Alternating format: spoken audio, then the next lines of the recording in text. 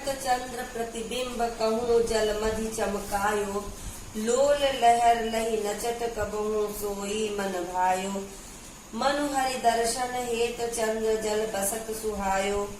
कह तरंग कर मुकुर लिए शोभित छवि छायो। कह रास रमण कह हरि मुकुट आभा जल दिखरात है। कह जल उर हरि मूर्ति बसतिता प्रतिबिंब लखात है। तो इसमें यमुना के पावन निर्मल जल में कहीं चंद्रमा का प्रतिबिंब पड़ रहा है, जिसे देखकर ऐसा प्रतीत होता है कि मानो यमुना की लहरों ने अपना मनभावन चंद्रमा प्राप्त कर लिया है। इसलिए वे प्रसन्नता चंचलता व्यक्त करती हुई नृत्य करने लगी हैं, अथवा ऐसा प्रतीत होता है कि भगवान श्री कृष्ण के दर्शन के लिए चंद्रमा ने इस जल में निवास स्थान बना लिया है। श्री कृष्ण को यमुना अति प्रिय है, अतः यदि मैं चंद्रमा कह रहा है कि यदि मैं यहाँ रहूंगा तो उसके पवित्र दर्शनों का लाभ प्राप्त करता रहूंगा, यही सोचकर चंद्रमा वहाँ बस गया है।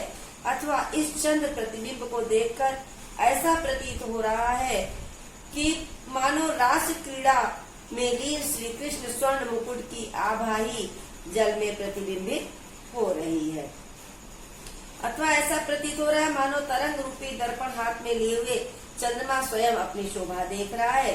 अथवा यमुना जल के हृदय में जो भगवान श्री कृष्ण की मूर्ति बसी रहती है, निवास करती है, यह उसी का प्रतिबिंब चंद्रमा के रूप में दिखाई देता है। कबहू होत सत चंद कबहू प्रकटत दुर्भाजत। पवन गवन बस बिंब रूप जल में बहु साजत। मनु शशि भरी अनुराग जमुन जल लोटत डोलय।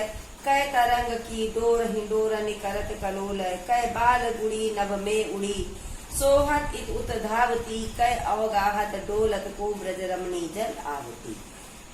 तो क्या कह रहे, यमुना की लहरें वायु के कारण हिल रही हैं, पवन चलने के कारण हिल रही हैं, जिसमें चंद्रमा प्रतिबिंबित हो रहा है।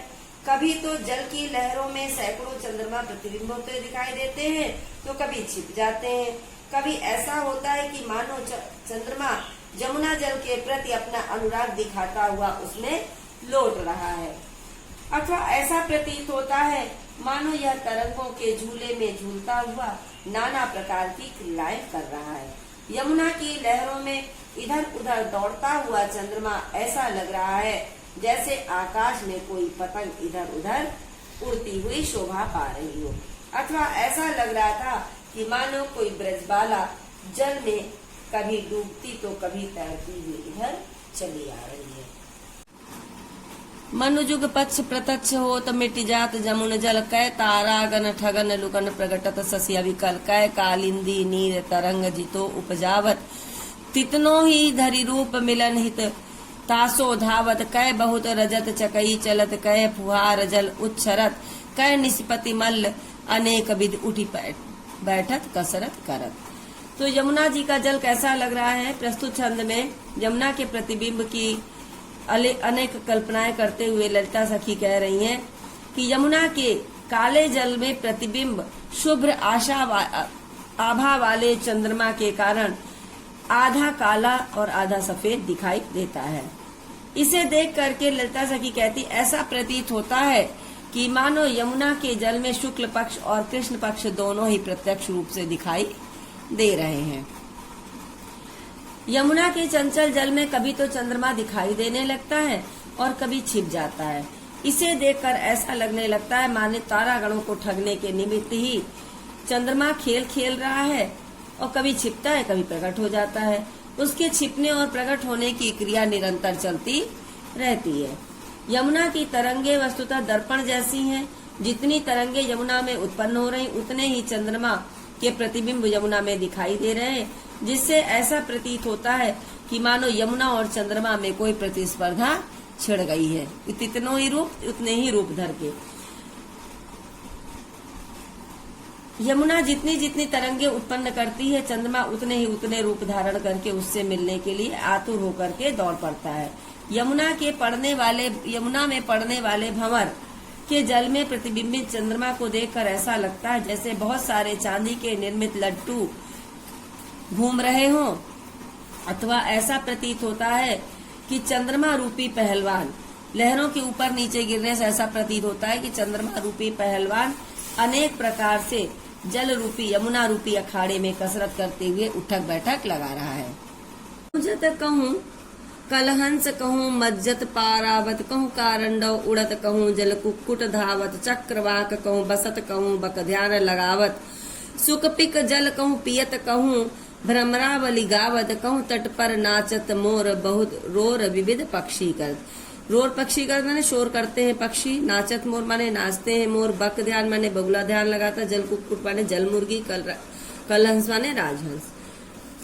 तो क्या कह रहे हैं, यमुना जल में क्रीड़ा करते हुए विविध प्रकार के पक्षी अत्यंत शोभा प्रदान कर रहे हैं, यमुना की शोभा को बहुत बढ़ा रहे हैं।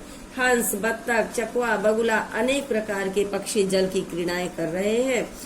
तोता, कोयल जल पी रहे हैं, तट पर मोर नृत्य कर रहे हैं और अनेक प्रकार के पक्षी कलरव कर रहे हैं, मोर नृत्य कर रहे हैं। और इसी वृत्तांत का वर्णन ललिता सखी करते हुए कह रही है कि यमुना के उस पवित्र जल में कहीं राजहंस, सुंदर राजहंस जो है मधुर स्वर में कूंज रहे हैं, स्नान कर रहे हैं, तो कहीं कबूतर स्नान कर रहे हैं, कहीं कारंडो पक्षी उड़ रहा है, कहीं बत्तख उड़ रही है, कहीं जल मुर्गी दौड़ रही है।